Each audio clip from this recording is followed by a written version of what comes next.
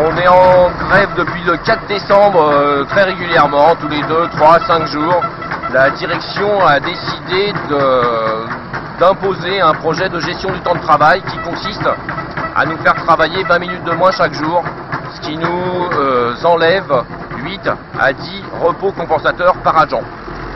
Aujourd'hui, on fait une moyenne de 20 minutes supplémentaires tous les jours et la direction ne prend absolument pas en considération notre charge de travail, mais elle veut nous faire travailler encore moins et nous empêcher de faire des heures supplémentaires. Ce sont les patients qui vont prendre directement, nous serons moins disponibles. Aujourd'hui, le mouvement de grève, il tient, il prend bien. La majorité des cadres de l'établissement sont contre ce projet. Ils ont prouvé, planning à l'appui, que ça désorganisait complètement les prises en charge, complètement la vie des services. Dans le même temps, l'établissement, la direction applique toujours la loi HPST, Hôpital, Patient, Santé, Territoire, c'est la loi Bachelot, qui consiste à regrouper les structures, à enfermer un certain nombre et à faire des grosses structures de psychiatrie. Aujourd'hui, en psychiatrie, les structures sont des structures de proximité. Des CMP, il y en a pratiquement dans toutes les villes de l'agglo orléanaise. Ils veulent enfermer un certain nombre. Alors le CMP de l'Argonne, le CMP de la Chapelle, le CMP de Saint-Jean-de-la-Ruelle, un autre CMP à Saint-Jean-de-Bray. C'est des centres médico-psychologiques. Aujourd'hui, les patients qui ont des troubles psychiques et qui ont besoin de centres de consultation sont le plus souvent très démunis. Ils ont besoin de centres de consultation à côté de chez eux.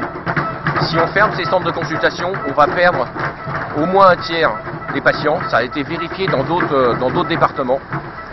Ces patients, s'ils ne sont plus suivis, ils vont finir par décompenser pour la plupart d'entre eux. Et on va les retrouver dans 6 mois, 1 an, complètement désocialisés. Le plus souvent à l'hôpital, mais pour certains en prison.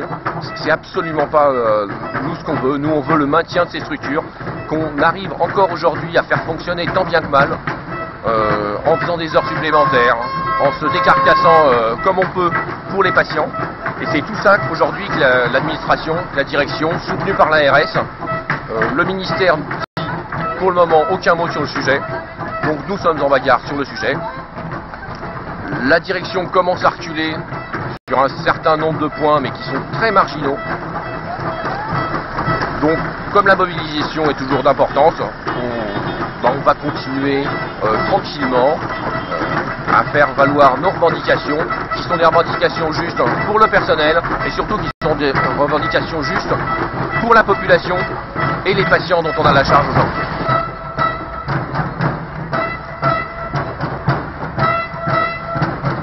Alors, très concrètement, pour nous, la loi HPHP, les restructurations, en ce moment, c'est pour les postes de cadre infirmiers.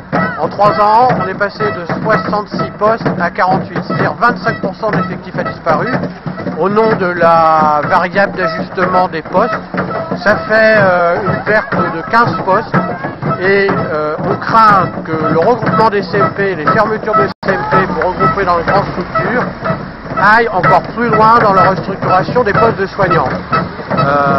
Les postes de cadre disparus n'ont pas permis de créer des postes de soignants, bien au contraire, on va vers une perte des postes au nom de la mutualisation des moyens et tout ça. Et c'est évident qu'on ne pourra plus remplir nos missions auprès des usagers. Et on se rend compte qu'aujourd'hui, les usagers sont de plus en plus précaires, de plus en plus en difficulté. Les patients ayant des troubles de santé mentaux ont des difficultés à s'insérer. Il y a de moins en moins de patients pour les accompagner, les remettre dans la cité, faire leur travail.